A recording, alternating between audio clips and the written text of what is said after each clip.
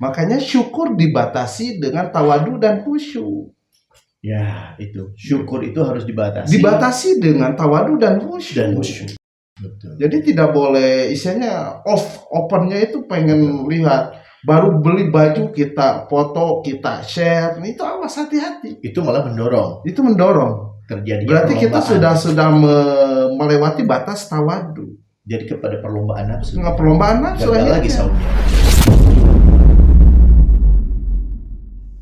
Jangan lupa subscribe, like, comment, and share channel Masjid Besar At-Taqwa Nagrak. Karena dengan itu Anda telah berinfak untuk pembangunan Masjid Besar At-Taqwa Nagrak.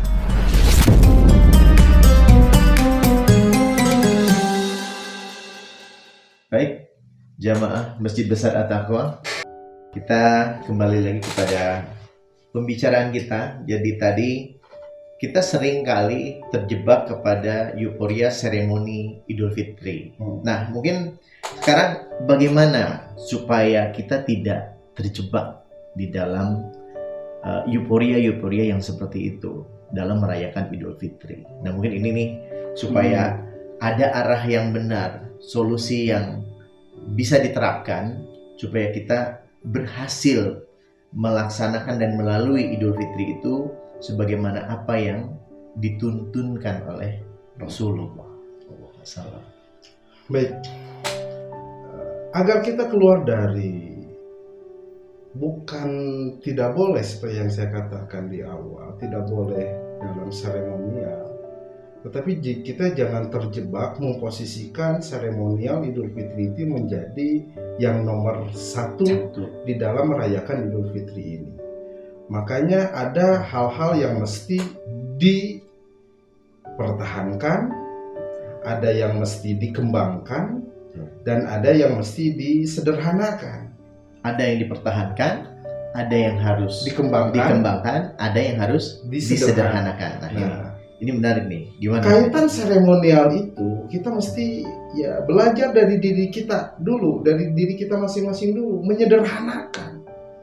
Jadi jangan dibikin sesuatu yang seremonial ini adalah keniscayaan yang tidak boleh, tidak mesti ada. Kita sederhanakan saja.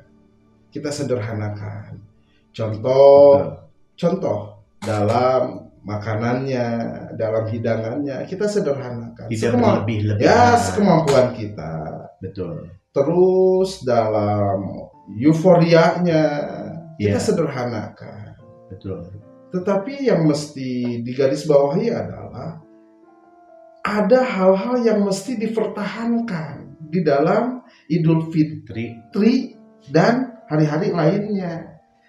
Sesuatu yang mesti dipertahankan itu contoh dari apa yang kita lakukan di saum Ramadan itu, yang di latihannya itu. Jadi apa yang telah dicapai dalam pelatihan itu di saum Ramadan itu harus dipertahankan. Betul. Jadi mungkin dulu kan sebelum Ramadan kita jarang sholat malam, kita jarang tadarus, kita jarang ikut taklim. Nah, kebiasaan-kebiasaan baik yang sudah bisa dicapai di Ramadan itu harus dipertahankan. Dipertahankan. Betul. Dari sejak hari Idul Fitri dan seterusnya. Hari-hari seterusnya. Nah, sekarang yang harus dikembangkan. Kalau yang harus dikembangkan itu adalah hal-hal yang lebih khusus kepada sifatnya adalah ritual-ritual yang memang tidak ada di saum Ramadan, tetapi mesti dikembangkan di hari-hari yang lainnya. Contoh misalkan ketika kita tidak ada zakat fitrah di bulan-bulan yang lainnya, itu mesti dari zakat fitrah dikembangkan menjadi zakatul mal ataupun zakat sunat. Jadi yang ada di bulan Ramadan asalnya zakat fitrah, di bulan yang lainnya karena tidak ada zakat fitrah, maka kembangkan dari zakat fitrah yang ada di bulan Ramadan, kembangkan mesti menjadi zakatul mal atau zakat sunat yang lainnya. Jadi seperti itu. Jadi itu pengembangan dari kemampuan yang telah kita bina selama Ramadan ini.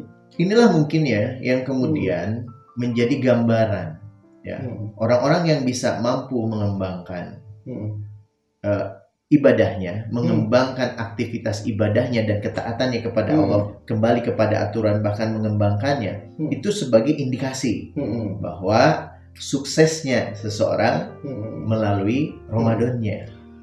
Makanya kalau bisa mempertahankan, berarti kita dari latihan masuk ke arena pertandingan itu angkanya itu 0-0. Betul. Tapi kalau bisa mengembangkan jadi 1-0, kita menang. Bukan sekedar mesti masuk ke area lapangan pertandingan, tetapi mesti juga memenangkan pertandingan. Makanya Idul Fitri adalah hari kemenangan. Nah itu hari kemenangannya itu nih. Iya. Jadi fase-fase setelah Ramadan. Wow. Diawali dari maghrib tanggal 1 Syawal. Ya, 1 Syawal hari Idul Fitri. Berarti adalah sebuah keniscayaan ya, apabila apa yang sukses di Ramadan malah kemudian menjadi gugur, menjadi hilang. Nah, itu setelah Ramadan. Nah, setelah Ramadan. Makanya sukses Ramadan itu indikasinya adalah setelah Ramadannya. Bukan di Ramadannya. Iya. Wah, ini nih. Jadi sebetulnya pertanggungjawaban Ramadan ini luar biasa berat ya. Iya. Karena itu lebih panjang. Kan Ramadan itu latihan. Betul. Boleh nggak dibilang begini, bahwa siapa yang sukses di bulan Ramadan itu mungkin akan kelihatan di ujung pada saat dia memasuki Ramadan berikutnya. Iya. Makanya kan pertandingannya itu sampai tanggal 30 bulan Sya'ban tahun berikutnya. Iya. Latihannya 1 bulan, permainannya 11 bulan. Biasa ya. Wow, kalau begitu berarti lebih banyak pertandingannya daripada latihannya. Betul. Memang seperti itu, makanya di bulan Ramadan itu kita benar-benar menempa diri kita. Bahkan Ramadan itu menjadi gambaran dari apa yang mesti kita lakukan di bulan-bulan berikutnya.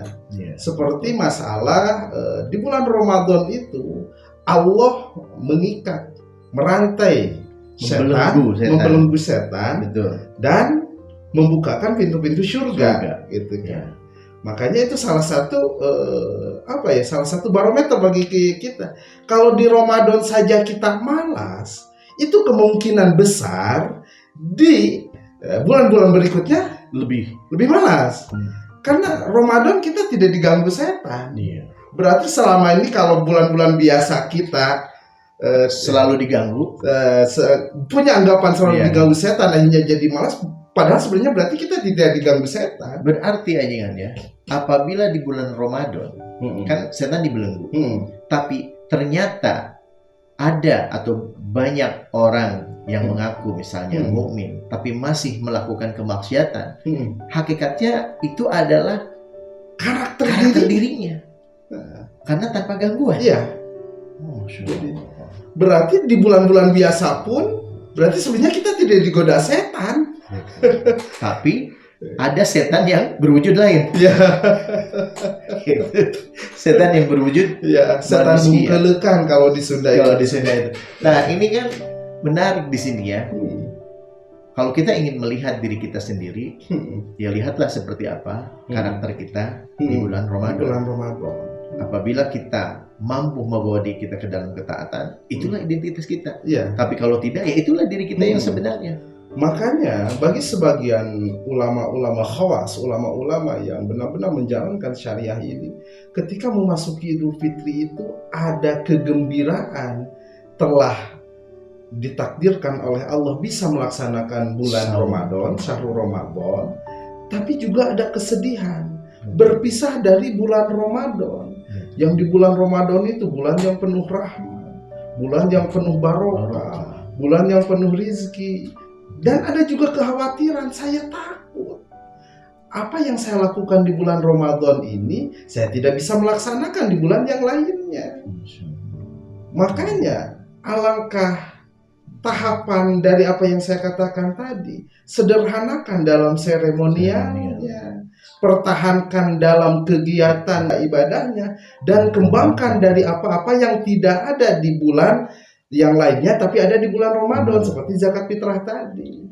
Jangan mentang-mentang ya saya kan nggak bisa melaksanakan lagi zakat fitrah karena zakat fitrah artinya di bulan Ramadan. Kembangkan itu menjadi zakatul mal ataupun zakat-zakat sunat yang lainnya. Jadi orang yang bisa sampai kepada Idul Fitri sebenarnya orang yang akhirnya bisa memahami apa yang harus disederhanakan, apa yang harus dipertahankan, dan apa yang harus dikembangkan. Lebih tepatnya seperti itu. Patokannya ada yang mesti disederhanakan, ada yang mesti dipertahankan, dan ada yang mesti dikembangkan. Itu sebenarnya adalah jalan menuju kepada kemenangan yang sesungguhnya. Karena Idul Fitri yang sesungguhnya adalah ketika kita nanti muwajjah ila datillah, bertemu dengan zat Allah di surganya Allah Subhanahu wa taala. Idul Fitri yang sesungguhnya itu nanti di akhirat. Tapi ukurannya adalah dari apa yang kita lakukan. Waduh, bertahap saja, setahap demi setahap, demi setahap. Kalau diibaratkan jangan sampai kita berarti jangan sekaligus juga. Kalau sekaligus mungkin kita tidak mampu, tapi tahapan-tahapan. Dalam menyederhanakan, kita mau menyederhanakannya di makanannya dulu atau di apanya dulu. Itu sederhanakan aja dulu, tidak memaksakan diri untuk membeli. Begitu juga dalam apa yang mesti kita pertahankan dan apa juga yang mesti dikembangkan. Jangan berarti kita langsung mesti zakat sunat atau apa isinya langsung harta kita. Enggak, tidak seketika. Sesuai kita punya waktu 11 bulan. Nah itu karena pertandingannya panjang. Akhirnya dari puasa ke puasa berikutnya itu ada tahapan-tahapan kenaikan.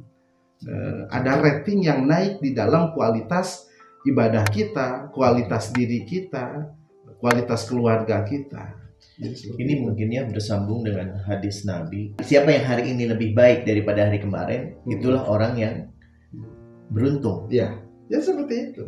Karena memang tujuannya seperti itu ya. Masya Allah. Makanya ketika kita bisa menyederhanakan, bisa mempertahankan, dan bisa mengembangkan, maka kita akan masuk kepada saumur Ramadan yang mabrur, yang memberikan efek kebaikan, yang meningkat. Ya, bukan sekedar diterima, tetapi memang mendapatkan kebaikan. Berarti mendapatkan kemenangan yang sesungguhnya di sana. Itulah kemenangan yang sesungguhnya.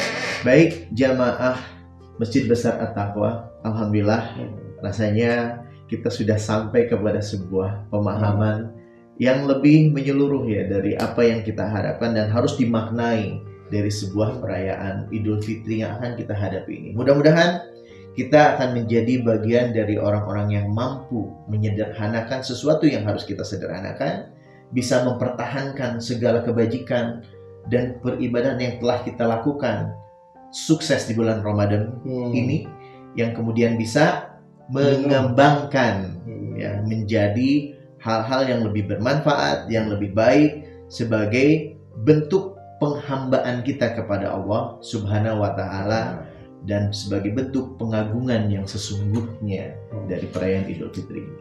Terima kasih Haji Kan atas waktunya. Alhamdulillah tidak terasa, ternyata luar biasa. Mudah-mudahan ini bermanfaat bagi kita semua, terutama bagi saya. Dan baik jamaah, terima kasih dan wassalamualaikum warahmatullahi wabarakatuh. Jamaah risalah kehidupan Masjid Besar At-Taqwa rahimahullah. Apabila ada yang tidak dimengerti, silahkan Anda tanyakan. Apabila ada yang lebih mengerti, silahkan Anda tambahkan. Dan apabila ada yang tidak setuju, mari kita diskusikan melalui kolom komentar.